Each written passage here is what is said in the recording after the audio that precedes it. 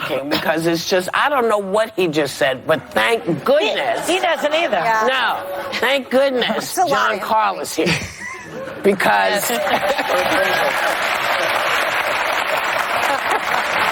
You know, afterwards, well, I'll give all of, you're the head of this, the head of it. But what just happened? Well, what did he do? That was an extraordinary clip, because what you have is the President of the United States acknowledging that in a phone call he had with the President of Ukraine, that he talked about his potential 2020 rival, Joe Biden. Right. So that in and of itself, that's what he himself appears to have said rather directly in that conversation. The other thing that is important is the context, which is at the time of that call, the United States, the Trump administration, was withholding $250 million worth of aid that Congress had already approved intended for Ukraine. So we don't know. Was he pressuring? Was he suggesting it? We don't know any of that. 8 times. But according to the Wall Street Journal says that in that conversation on 8 separate occasions, he urged the president of Ukraine to investigate Biden and his son. Wasn't it 8 times in the same conversation? Same conversation, yes. That's what you meant, yeah. Well, this is what the person who has been sort of called the whistleblower, who no one knows who it is, or I didn't know who it is. Nobody. Said I have to tell somebody about this. This is insanity. And so he went and said, hey, he's doing some strange stuff over here. And they said, that's okay, don't worry about it.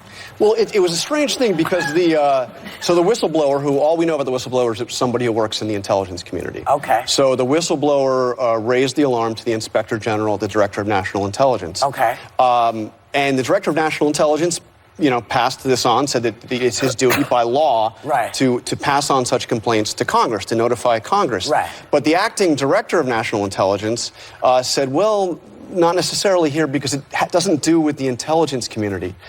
The complaint was about somebody else. In other words, it was about the president.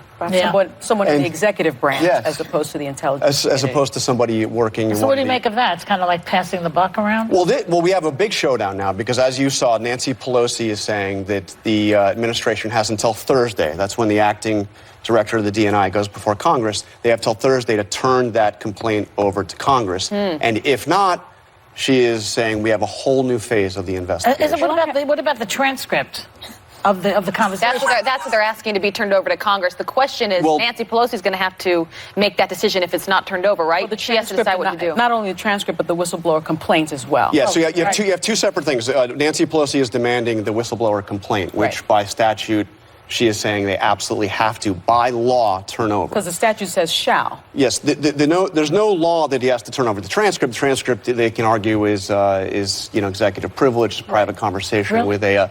But I'll tell you, I mean, what I'm getting told just this morning, the White House is. There are people on the president's team that are urging him to release that transcript. Really? They say because they look so bad by blocking this report that it seems like they are hiding something, and they're saying, well, what he said isn't that bad. Well, I have a question for you. What exactly was the nature of Joe Biden's son's work in the Ukraine, Hunter Biden's son in the Ukraine, and why Hunter is it... Biden. Hunter Biden. Joe's son, yeah. Joe's son. Yeah. And why exactly does the president seem to imply that work was somehow corrupt? First of all, there's no evidence of corruption there, but here is what the story is. Hunter Biden's firm did work with this company in Ukraine. They were paid $166,000 a month retainer. Two of them were on the board of the firm, so we believe he would have gotten roughly half of that. So he was getting a significant amount of money advising this Ukrainian firm. Now, Hunter Biden, as far as I know, doesn't have a lot of experience with Ukraine. I think if his name were Hunter Smith, he probably wouldn't have been getting paid. Right. And it was a gas company, wasn't it? Yes, and then there's this issue of this prosecutor that had been investigating, or depending on who you believe, shaking down that company, wanted that prosecutor fired. Biden, the vice president, had urged that he be fired. Yeah, but the irony, John, right? It's Don Jr. who met with the Russian lawyer at Trump Tower. He was trying to adopt a baby. Stuff on Hillary Clinton. And frankly, you have Ivanka and all the kids that are involved in business dealings, whether it's in China and Russia. Trump himself has 487 conflicts of interest, according to the Sunlight Foundation. Right. Trump himself. And even if that's off by a few, it's a lot. Right. No question. But I think the question for conservatives, yeah. I'm very skeptical of anything anymore because I feel like, no disrespect to journalists, but every day the end of the world is coming. So how bad is this really? Well, I think that this is significant, and this is a little bit different and very easy to understand. And you have what the president himself has already acknowledged, which is even if there was no quid pro quo, even if he wasn't holding that aid as over the head of the president of Ukraine, merely bringing up your political opponent in a right. conversation with a newly elected president. Any president of a foreign country is going to be seen as problematic, and that's why you see even Mitt Romney, who right. He's criticized the president in the past. Obviously, flip-flopper though. I don't trust him either. But he's the only one that's troubling. He'll change his mind by this afternoon. Don't worry about Mitt Romney. But I'm hearing Republicans don't like defending this. No, I don't. I think, right. But you have to understand the skepticism because again, impeachment every day. So if you're, and we all trust you, obviously, you're an even reporter. Well, and then you hear the whistleblower may be like a secondhand source. Things right. like that come out, and it makes you wonder, how direct is this to what actually happened? Exactly. That's why I point to what the president himself said. Right. So the whistleblower, and it's been reported, was not directly listening to the call, but heard it secondhand. But we don't know, though, did the whistleblower see a transcript? And then it doesn't, Well, but we the have the president whistleblower, himself admitting it. something happened because the whistleblower said, listen, something's going on. But Trump and just now admitted he's it. trying to, and he, first he said, well, I don't think